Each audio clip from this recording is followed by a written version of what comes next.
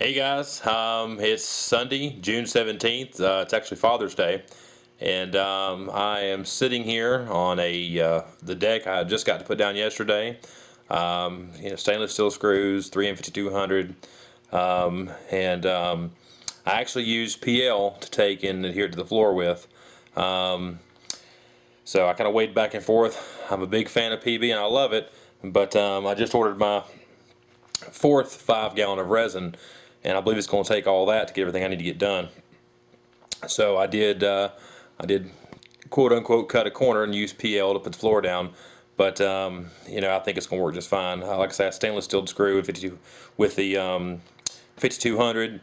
I feel really good about it. But let me show you what I've got done and where we're going from. All right, if you look, you can see there it is. There's the floor. I've got it all the way back to the back.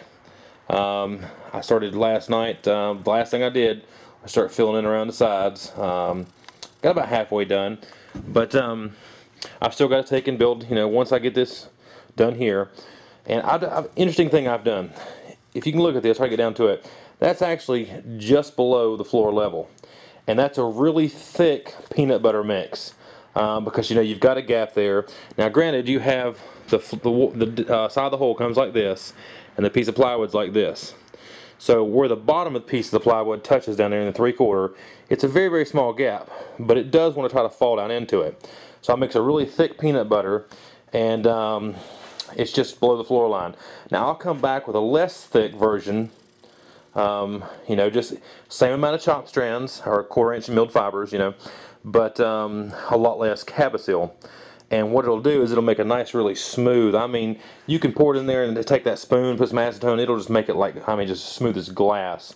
And it seems to work really well on everything else I've done when I've been making fillets.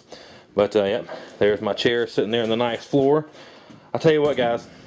If you ever, or whatever stage in the building process you're in on your boat, I remember grinding on this thing and grinding on this thing, and I remember stringers and all the tabbing and everything.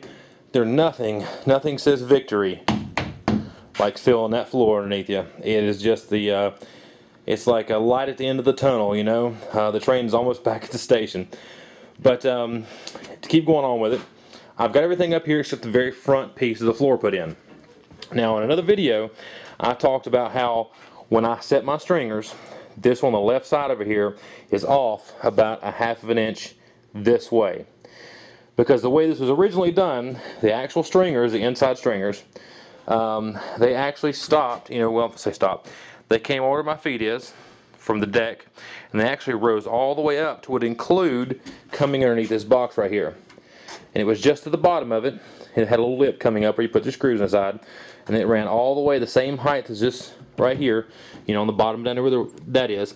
It ran all the way over to what it met up the top, way up there. And then it went, part of the stringer all the way down to the hole and then all the way back to the gas tank. Well, because I couldn't do that because of getting that 1/2 inch off, it wouldn't have lined up. I said, all right, let's go ahead and put the floor down. Then I stopped and started thinking about it. I said, wait a minute. If I go ahead and put this floor in up here, that means when I take and build the boxes, the pieces underneath here, and they go up, and then eventually they'll touch the hole, come up to height.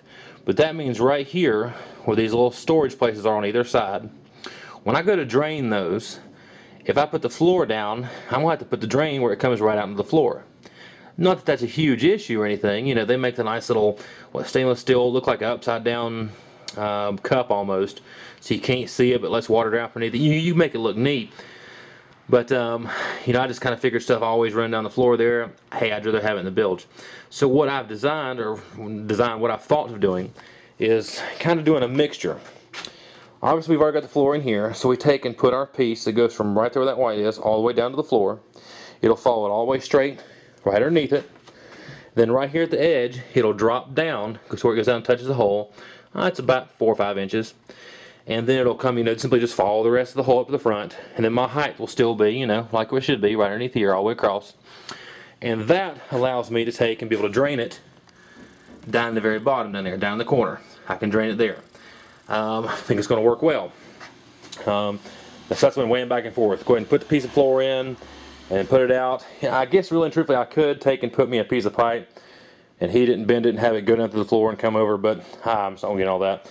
I guess the only reason I've been not wanting to do it, it's going to be a booger to cut that piece and get the drop down right and get the angle up. You know, hey, I'm going to use blue board. They are the pink, whatever the insulation foam is, like the piece right there. You know, use that. Make a template out of it and then kind of play from there. Now, on the bottom in here, excuse me, let me get back here a second. What used to be was, you can see right where this board is, it's almost to the front where it starts to rise back up. That's where the plywood for the kick, I guess your foot panel, would have been in front of the seats. And maybe it's hard to see it, but there's actually a line that went up the hole right there. Now that was actually at a 45, whoa, that was close.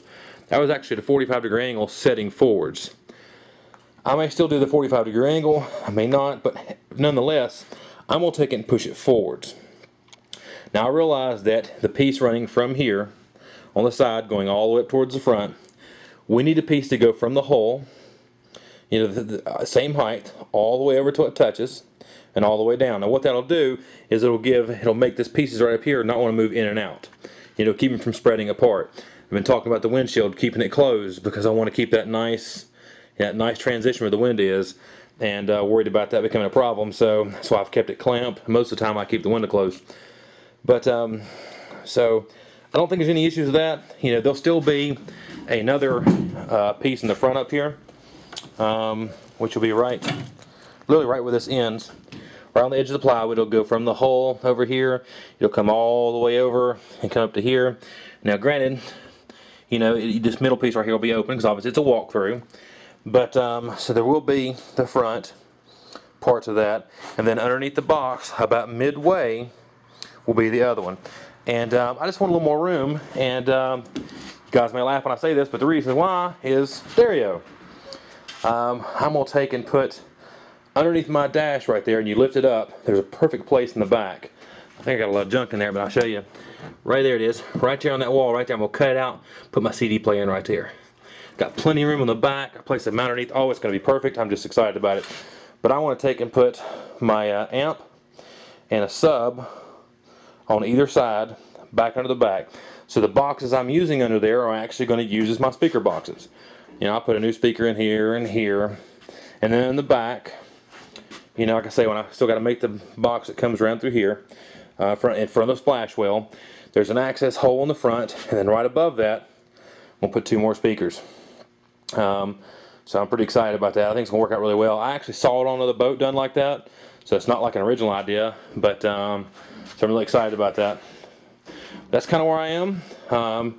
Say keep making progress, keep going forwards, just a little bit at a time, and you know, it just seems like it's never going to end. But July 4th deadline, it's coming up in a couple weeks. Looking pretty good.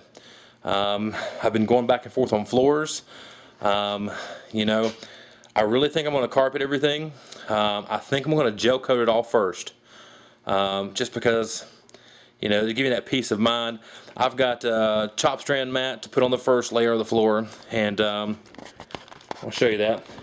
If you didn't pay attention or happen to notice, from here to here I did 3 pieces of plywood. They go all the way across, solid pieces. And so that way when I take and do my chop strand mat, I can tab everything first after I do my fillets.